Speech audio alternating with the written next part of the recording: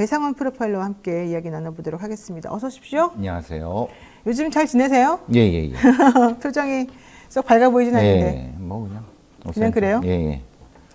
요즘에 혐오 범죄들도 많고요. 좀 상식적으로 납득이 안 가는 또 내지는 증오 범죄와 비슷한 그런 범죄들도 많이 늘어나는 양상인 것 같습니다. 그렇죠. 아무래도. 왜 그러는 거예요, 도대체가? 아무래도 이제 뭐 사이버 공간과 그렇고 또 이제 정치적인 어떤 양극화 그리고 그런 부분에서 서로가 서로를 증오하고 이런 부분들이 외로운 늑대 같은 종류의 정치적인 급진주의자들을 많이 양산해내는 것 같아요. 뭐 아시다시피 이제 이재명 대표를 공격한 김 씨도 그 유사한 부분인 거고. 네.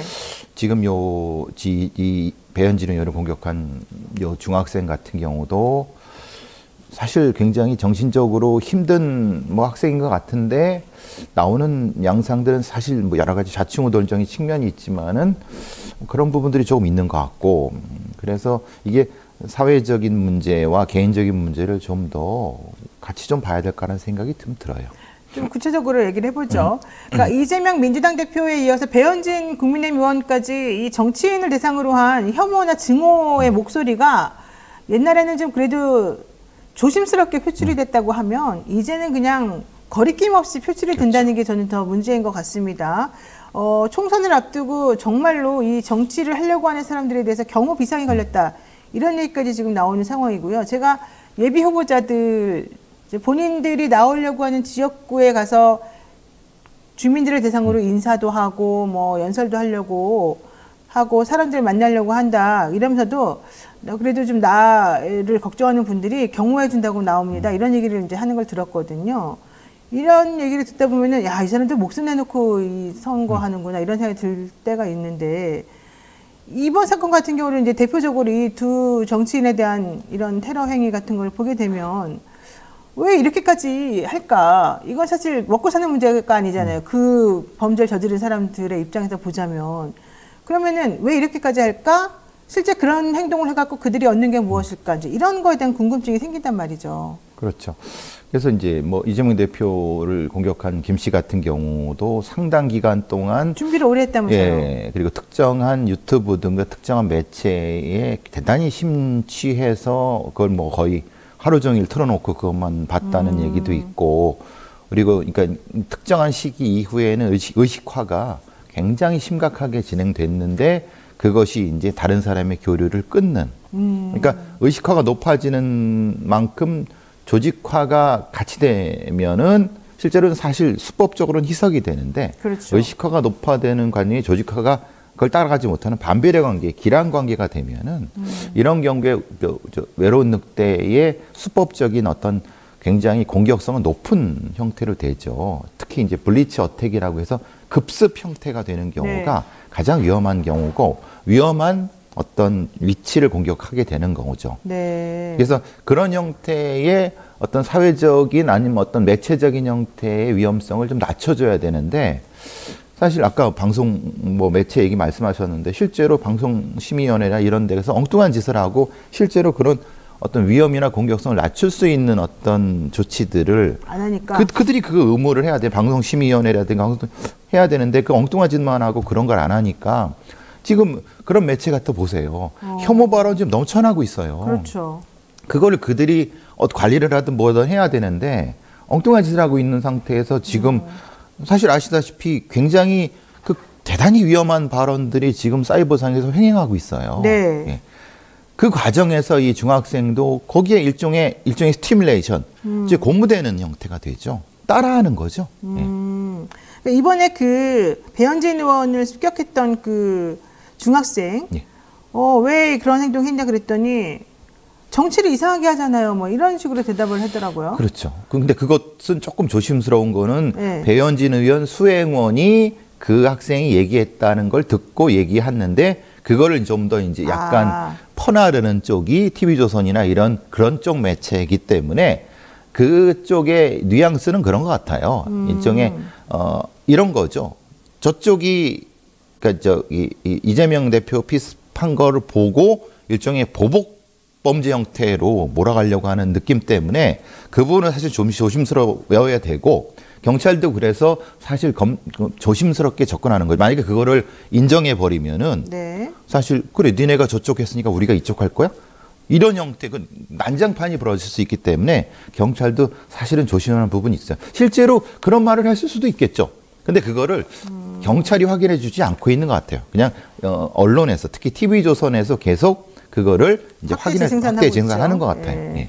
근데 어쨌든 이 학생이 진짜 그런 말을 했는지는 모르겠습니다만 그렇게 전달은 지금 되어지고 있고 그거는 예. 배현진 의원의 보좌진을 통해서 나온 얘기라서 그렇죠. 예. 우리가 좀 조심스럽게 네. 접근해야 되는 것이다 이런 얘기인 것 같습니다. 예. 근데 어쨌든 중요한 거는 이 학생의 상황 이게 단순히 개인적인 뭐 문제냐 정신질환 때문이냐 이런 것들도 지금 좀 궁금해하는 분들이 많고 분명히 본인이 중학생이고 중학교 2학년이 소위 말하는 중2병이라는 말이 있을 정도로 굉장히 어떤 심적인 어떤 리플럭스가 심하죠.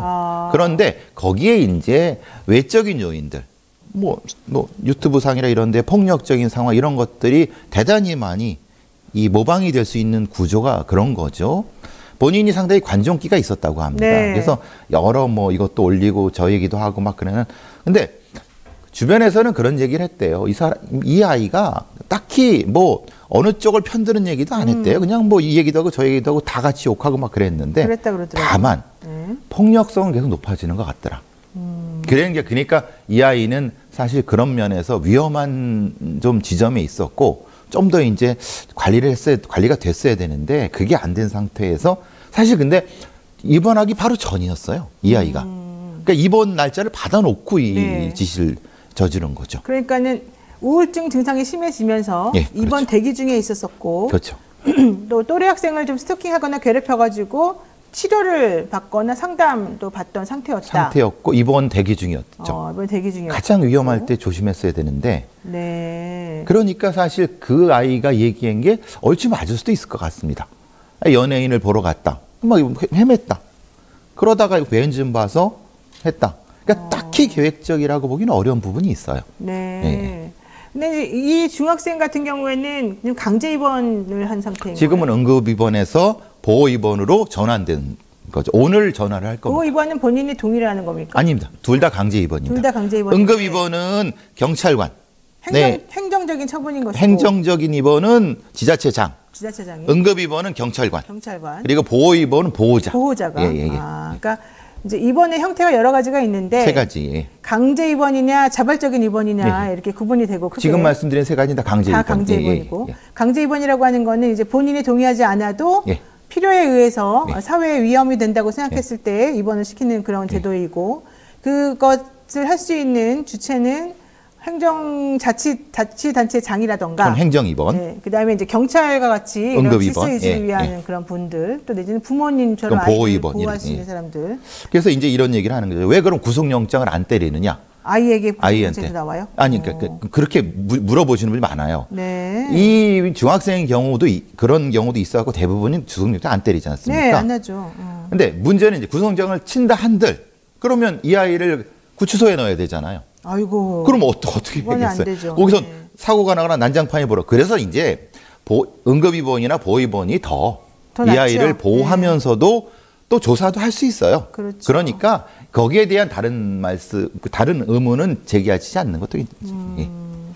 이제 강제 입원을 사실 예전에는 의사 한 명, 누구 한 명 이래가지고 또 동의만 있으면 되는 걸로 했다가 너무 쉽게 됐죠. 2017년도에 좀 바꿨어요. 그렇죠. 이게 너무 인권을 좀 무시하고 함부로 강제 입원을 시키면 큰 위험이 발생할 수 있다. 변호사님이 그때도 많이 아시겠지만, 그때도 제가 말을 많이 했었죠. 그러니까 이게 어떤 자식이 아버지나 어머니 재산을 누리고 유산 때문에 그냥 자기가 아는 의사 이렇게 해갖고 그 난리가 났던 적이 몇 번 있었습니다. 맞아요. 그래서 강화를 한 거거든요. 근데 강화를 했는데 문제는 너무 강화 중심으로 하다 보니까 실제로 이런 이 중학생처럼 위험한 사람들에 대한 조치가 미진하다는 거예요. 맞아요. 그게 이제 뭐 경희대병원의 백종호 선생이라든가 많이 그런 말씀하시는 여러 전식자 선생님들이 이런 분들도 말씀하시는 거죠. 분명히 인권 측면에서 그게 맞다. 그런데 실제로 위험 요소가 있는 데 대해서는 제대로 된 촘촘하지 않은 것 같다. 이런 말씀을 많이 하시는 거예요. 저도 거기엔 동의한 거고. 네. 자, 이런 가운데 더 큰 문제는 이겁니다. 이런 식의 이제 사건이 벌어지고 나면 이제 잘못된 추종이 벌어진다는 거죠. 그렇죠. 예. 또 내지는 조롱이 올라오거나 그러면서 어떤 사람들은 야 정치인들 다 못됐고 다 나쁜 사람들이니까 얘네들은 맨날 혼내줘야 돼, 주기적으로 당해야 돼, 뭐 이런 얘기가 나오는 사람들도 있고 또 어떤 사람들은 다음은 누구냐, 그렇죠. 잘했다, 뭐 이런 얘기하는 사람들도 있고 이거 어떻게 해결을 해야 되죠? 그러니까 그게 주로 이제 특정한 뭐 많이 아시는 어떤 특정한 정당이나 특정한 세대가 많이 이제 이용하는 커뮤니티를 중심으로 그게 확산이 되고 재생산된다. 그러니까 그런 커뮤니티를 보니까 이게 오히려 그런 혐오를 확산하는 일종의 발진기지 형태가 되는 것이 아니냐. 네. 그러니까 그런 부분에 대해서 분명히 좀 아까 말한 방송심의위원회라든가 방통통신심의에서 좀 개입을 해야 되는데 다 넉놓고 있으니까 우리는 권한이 없어 이렇게 해버리니까 그냥 마치 그걸 해도 되는 것처럼 그냥 막 확산이 되고 있는 근데 거예요. 방심위에서 할 수 있는 건 아니지 않나요? 이런 온라인 커뮤니티 같은 데는 방송이 아닌데. 그렇죠. 그래서 이제 여러 가지 다양한 방식으로 좀 뭐 관리를 해야 된다라고 하는데 사실 그래서 그렇게 보다 보면 거기가 아니면 또 할 데가 없어요. 그래요. 그렇잖아요. 지금 뭐 이 부분에 대해서 그럼 경찰이나 이런 데서 해야 되는 거 아니에요? 사이버 그렇죠. 수사대에서? 그런데 이제 그렇게 하질 않죠. 네. 그러니까 그것도 넉놓고 있는 거죠. 네.